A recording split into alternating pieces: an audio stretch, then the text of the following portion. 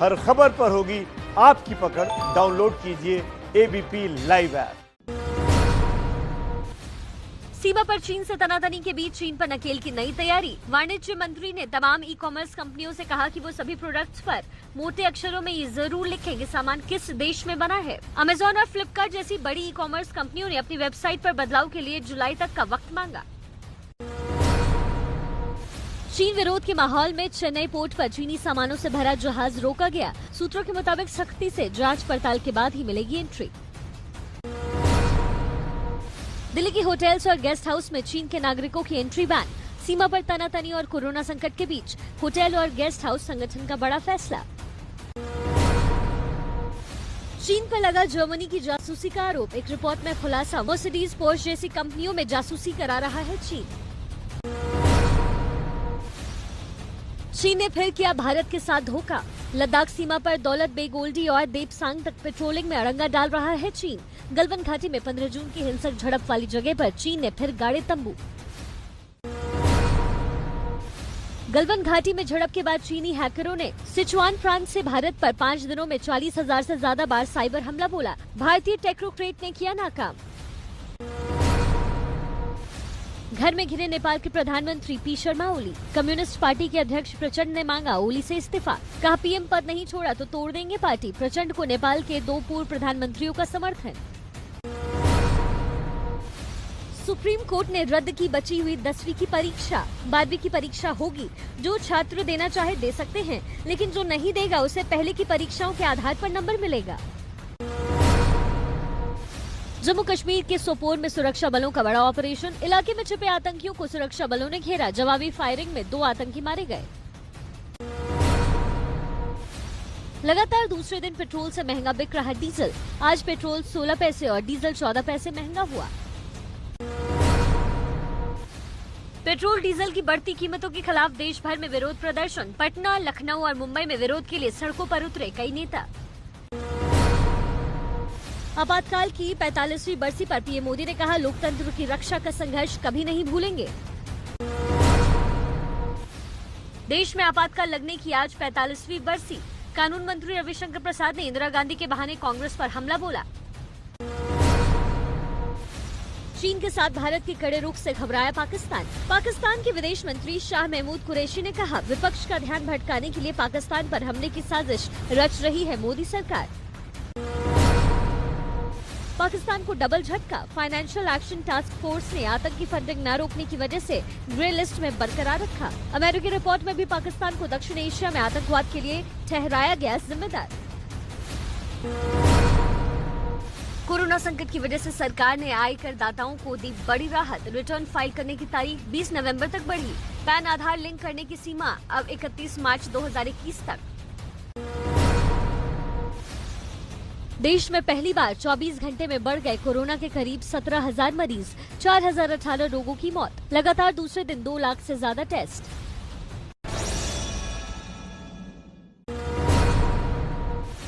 बाबा रामदेव की कोरोना की दवा कोरोलिन को लेकर महाराष्ट्र में सियासी घमासान। महाराष्ट्र के गृह मंत्री अनिल देशमुख ने किया ट्वीट, जब तक परीक्षण पूरा नहीं हो जाता वो इस तरह की जाली दवा की बिक्री की इजाजत नहीं देंगे।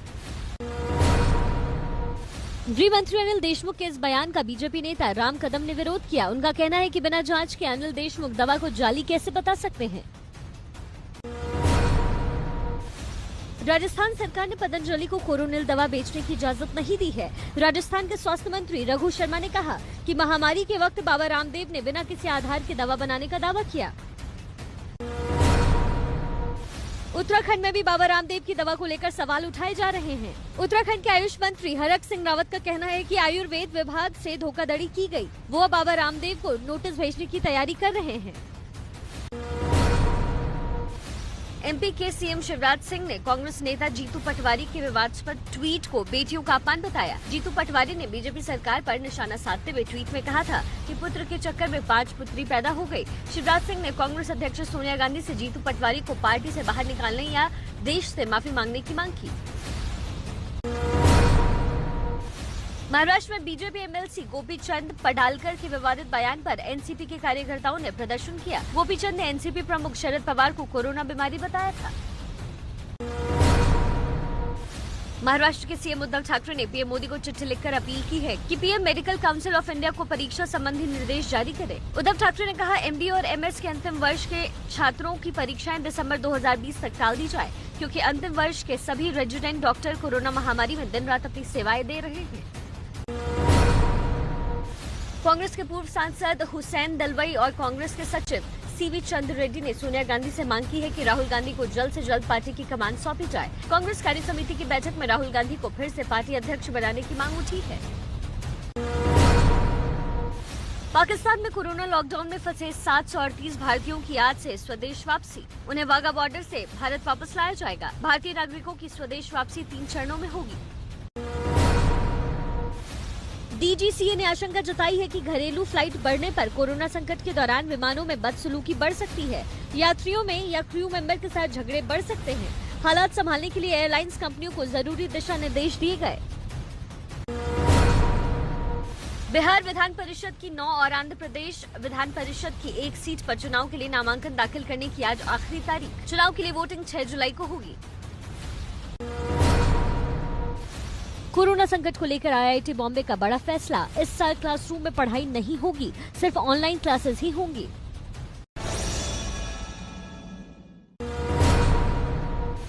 कोरोना संक्रमण के मामले में दिल्ली ने मुंबई को भी पीछे छोड़ा। दिल्ली में अब 70,000 से भी ज्यादा केस। दिल्ली में 24 घंटे में 3,788 नए मामले सामने आए। कोरोना के कुल 70,390 केस। मुंबई में कोरोना का बढ़ता आंकड़ा। 24 घंटे में 1,144 नए मामले सामने आए। इंडोनेशिया में फंसे अंतर्राष्ट्रीय बैडमिंटन खिलाड़ी शिवम मिश्रा के पिता की गुहार। बेटे की इंडोनेशिया से वापसी के लिए यूपी के बस्ती में सरकारी दफ्तरों के चक्कर लगा रहे हैं। राजस्थान में कोरोना के 76 नए मरीज। राज्य में कोरोना के कुल 3,064 एक्टिव केस। जम्मू कश्मीर में 24 घंटे में 15 पुलिसकर्मी और 3 सेना के जवान समेत कोरोना के कुल 186 नए मामले सामने आए। गोवा में 24 घंटे में कोरोना के 42 नए मरीजों की पुष्टि। 24 मरीजों को ठीक होने के बाद डिस्चार्ज भी किया गया। गोवा में कोरोना संक्रमितों का आंकड़ा 951 पहुंच गया है। महाराष्ट्र में एक दिन में कोरोना के 3,889 नए मरीजों की पुष्टि हुई है। महाराष्ट्र में कोरोना संक्रमितों का आंकड़ा 1,82,000 के पार पहुंचा। आईटीबीपी ने दिल्ली के छतरपुर में देश के सबसे बड़े कोविड केयर सेंटर का जिम्मा संभाला। राधा स्वामी व्यास आश्रम में बना 10,000 बिस्तरों वाला कोरोना सेंटर कल से शुरू हो रहा है। इस सेंटर में करीब 1,000 स्वास्थ्य कर्मी तैनात रहेंगे। नोएडा में आज से कोरोना के एंटीजन किट से जांच शुरू। जिले को इसके लिए 15,000 किट मिल रही है। इस किट से जांच के बाद 30 मिनट में जांच रिपोर्ट आ जाएगी। मुंबई के केईएम अस्पताल से आया कोरोना से मौत का आंकड़ा। 36 दिन में हो चुकी है 460 लोगों की मौत। आंकड़ा सामने आने के बाद दहशत में मरीजों के परिजन। मृतकों के परिवार वालों ने लगाया अस्पताल में ऑक्सीजन की कमी का आरोप। कोरोना पर विश्व स्वास्थ्य संगठन की चेतावनी। अब हर हफ्ते सामने आ रहे हैं 10 लाख केस। कोरोना मरीजों के लिए ऑक्सीजन सिलेंडर की पड़ सकती है कमी। दिल्ली के एम्स में आज से पुराने मरीजों के लिए ओपीडी सेवा शुरू। लॉकडाउन में एम्स ने अपनी ओपीडी सेवाओं को बंद कर दिया था। शुरुआत में हर डिपार्टमेंट में एक दिन में सिर्फ 15 मरीजों को ही देखा जाएगा।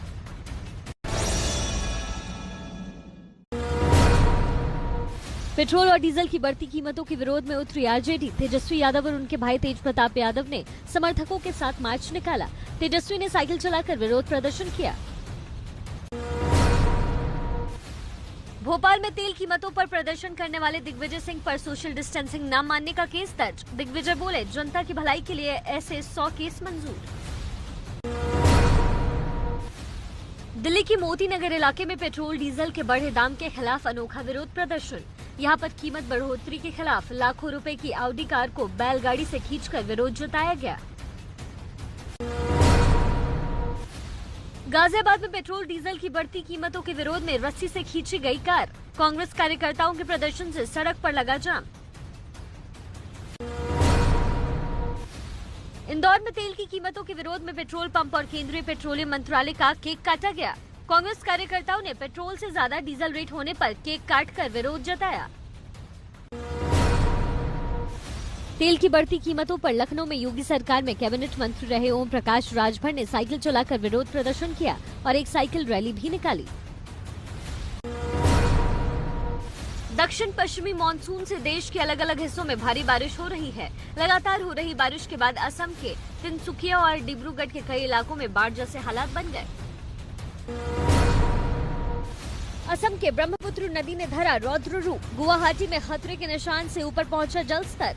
5 जिलों में 38,000 लोग प्रभावित। दक्षिण पश्चिमी मानसून आज दिल्ली में दस्तक दे सकता है।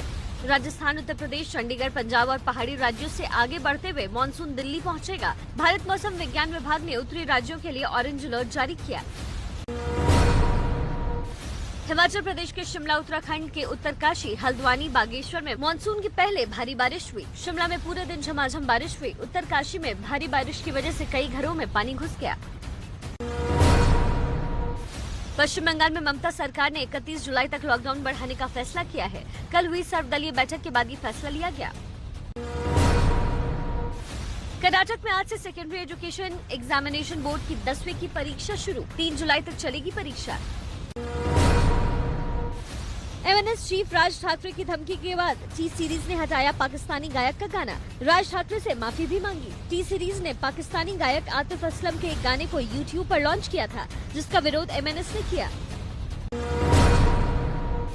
महाराष्ट्र सरकार ने फिल्म या सीरियल की शूटिंग के लिए जारी किया गाइडलाइंस। अब शूटिंग से पहले प्रोड्यूसर को लोकेशन की करनी होगी जांच। शूटिंग से पहले सभी को दिखानी होगी कोरोना की जांच रिपोर्ट। वाराणसी पहुंचा टिड्डियों का दल। टिड्डियों से निपटने के लिए प्रशासन अलर्ट। किसानों की चिंता बढ़ी। प्रयागराज में टिड्डियों के दल ने एक बार फिर हमला बोला है। यमुना पार के इलाकों में टिड्डियों ने डेरा जमाया। टिड्डियों को भगाने में जुटे किसान और प्रशासन।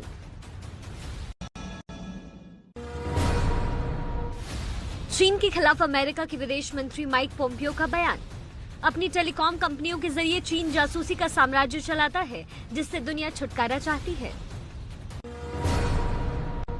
अब चीन के खिलाफ अमेरिका क्लीन टेक्सॉस को बढ़ावा देने की तैयारी में है। क्लीन टेक्सॉस यानी ऐसी कंपनियां जिनका चीन से कोई वास्ता नहीं। चीन की राजधानी बीजिंग में बड़े पैमाने पर कोरोना वायरस की टेस्टिंग चल रही है। 12 दिन पहले यहां के थोक बाजार से कोरोना वायरस का फैलाव शुरू हुआ था। उसके बाद से लोगों की जांच का काम जारी है। दक्षिण कोरिया की सरकार ने अपने देश के लोगों को आगाह किया कि कोरोना वायरस की दूसरी लहर आने वाली है। जानकारों का मानना है कि अगर इस बार लापरवाही हुई तो दूसरी लहर में कोरोना वायरस पहले से भी ज्यादा लोगों को अपना शिकार बनाएगा।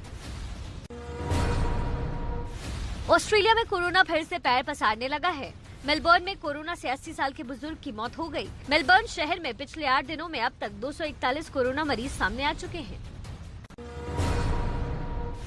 ब्राजील के रियो डी जेनेरो में कोरोना के बढ़ते मामलों को देखते हुए अब रेड क्रॉस ने जगह जगह सैनिटाइजेशन का काम शुरू किया है। शुरुआत यहां की थोक मंडी से की गई, जहां भारी तादाद में लोगों की आवाजाही होती है। तस्वीरें रूस की राजधानी मॉस्को की हैं, जहां लॉकडाउन में छूट के बाद अब कुछ ऐसा नजारा देखने को मिला। कोरोना संकट की वजह से 3 महीने के लॉकडाउन के बाद रेस्टोरेंट, जिम और स्विमिंग पूल खोल दिए गए। जर्मनी में नॉर्थ राइन वेस्टफैलियन स्टेट में संसद का पहला सत्र शुरू हुआ, जो कोरोना काल में बदला सा दिखा। सांसदों को संक्रमण से बचाने के लिए खास तरह के एक्रेलिक बॉक्स के अंदर बैठने को कहा गया।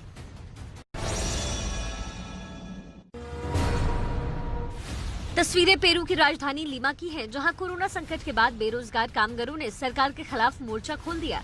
ये सभी लोग सरकार से आर्थिक मदद की मांग कर रहे हैं। जब सरकार ने इनकी बात नहीं सुनी तो ये सड़क पर उतर आए। थाईलैंड में 1932 की क्रांति की याद में सैकड़ों लोगों ने सरकारी आदेश की अनदेखी कर प्रदर्शन किया। इस दौरान पुलिस ने प्रदर्शनकारियों को रोकने की कोशिश की तो जमकर बवाल हुआ। अमेरिका के वॉशिंगटन में व्हाइट हाउस के पास प्रदर्शनकारियों ने पूर्व राष्ट्रपति एंड्रयू जैक्सन की मूर्ति गिराने की कोशिश की, लेकिन पुलिस ने बेकाबू भीड़ को वहां से भगा दिया।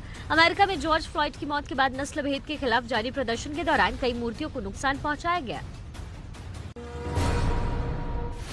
नस्ल भेद के खिलाफ प्रदर्शन कर रहे कुछ प्रदर्शनकारी फ्रांस की संसद के बाहर लगी मूर्ति पर लाल पेंट फेंक कर फरार हो गए। हालांकि बाद में फायर फाइटर्स ने पेंट को साफ किया। लीबिया में जारी संघर्ष के दौरान गायब हुए लोगों की जानकारी जुटाने के लिए कब्रों की खुदाई कराई जा रही है। इन कब्रों में दबे शवों को उनकी पहचान के लिए निकाला जा रहा है। इस दौरान खुदाई करने वाले कोरोना वायरस से बचाव का भी ख्याल रख रहे हैं। मेक्सिको की राजधानी मेक्सिको सिटी में भूकंप के तेज झटकों ने लोगों को अपने घरों से बाहर निकलने पर मजबूर कर दिया। कोरोना संकट काल में आए इस भूकंप की वजह से लोग बिना मास्क पहने घर से बाहर निकल आए और भीड़ में शामिल हो गए। इससे कोरोना संक्रमण का खतरा और बढ़ गया। ब्राजील के बड़े शहरों में जहां कोरोना वायरस से मरने वालों की संख्या में गिरावट आई है, तो वहीं साओ पाउलो के कैंपिनास में मृतकों का आंकड़ा लगातार बढ़ता जा रहा है। ब्राजील में साओ पाउलो कोरोना हॉटस्पॉट बना हुआ है, जहां कोरोना के सबसे ज्यादा केस हैं। वैज्ञानिकों ने सोलर सिस्टम में 6 नए चांद की खोज का दावा किया है। वैज्ञानिकों का कहना है कि ये चांद इतने छोटे दिखाई पड़ते हैं कि इन्हें इनके ट्रांजिट से देखना भी मुश्किल है।